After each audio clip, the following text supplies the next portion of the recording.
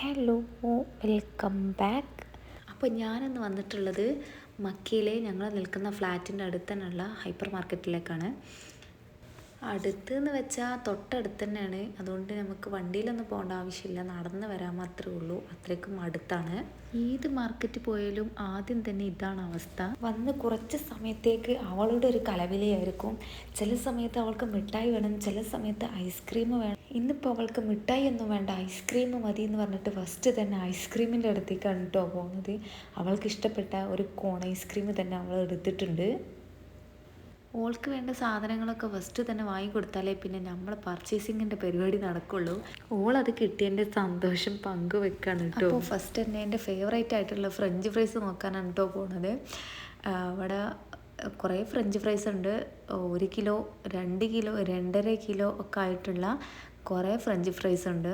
ഇതൊക്കെ ready to കുക്കാണ്. ഒരു പണിയില്ല, നേരെ പോവുക, ഓയിലിലേക്ക് ഇടുക, വറുക്കുക, കഴിക്കുക, അത്രേ പണിയുള്ളൂ.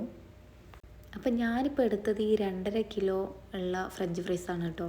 ഇതാകുമ്പോൾ നമുക്ക് ഫ്രിഡ്ജിൽ സൂക്ഷിക്കാം. കുറച്ച് ആവശ്യത്തിന് കുറച്ച് എടുത്തിട്ട് ഇങ്ങനെ വറുത്താൽ മതി. ഈ 2.5 കിലോ വരുന്ന ഫ്രഞ്ച് ഫ്രൈസാണ് ഞാൻ എടുത്തിട്ടുള്ളത്. ഈ ഒരു സെക്ഷൻ മൊത്തം ഫ്രഞ്ച് ഫ്രൈസ് തുടങ്ങിയ അതുപോലത്തെ പല ഐറ്റംസ് സാധനങ്ങളാണ്. പക്ഷേ എൻ്റെ നേരെ ഓപ്പോസിറ്റ് ചിക്കന്, ഫിഷ്, എല്ലാ സാധനങ്ങളും ഉണ്ട്. Prawns items, prawns fry, prawns broast, chicken broast ഒക്കെ ആയിട്ടുള്ള ഒരുപാട് സാധനങ്ങളുണ്ട് ഇവിടെ. ബിരിയാണി കുറേ ഐറ്റംസ് ഉണ്ട്.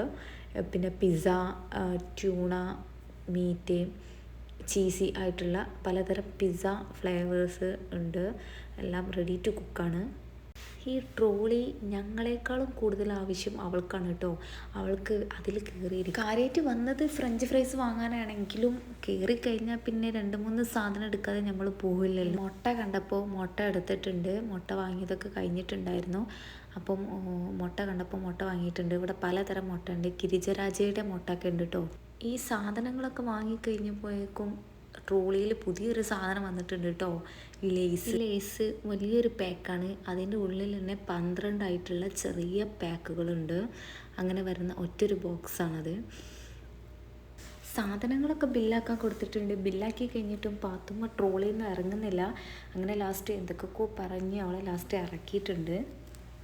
സാധനങ്ങളൊക്കെ പേക്ക് ചെയ്യാൻ ഇവിടെ ഒരാളുണ്ടാവലുണ്ട്. പൊതുവേ ആ ആളെ കാണാത്തതുകൊണ്ട് നമ്മൾ തന്നെ പേക്ക് ചെയ്യാണ്. പാക്കിംഗ് ഒക്കെ കഴിഞ്ഞ് ഇതാ പോവാൻ വേണ്ടി നിൽക്കുകയാണ്. പക്ഷെ അവളുടെ ലേസ് അവൾക്ക് തന്നെ പിടിക്കണം. പോകുന്ന വഴിയിൽ ഇവിടെ തന്നെ സ്റ്റോപ്പായി നിൽക്കണം. എന്താ വെച്ചാൽ അത് അവിടുന്ന് തന്നെ പൊട്ടിക്കണം എന്ന് പറഞ്ഞിട്ടുള്ള വാശിയിലാണ് കേട്ടോ നിൽക്കുന്നത്.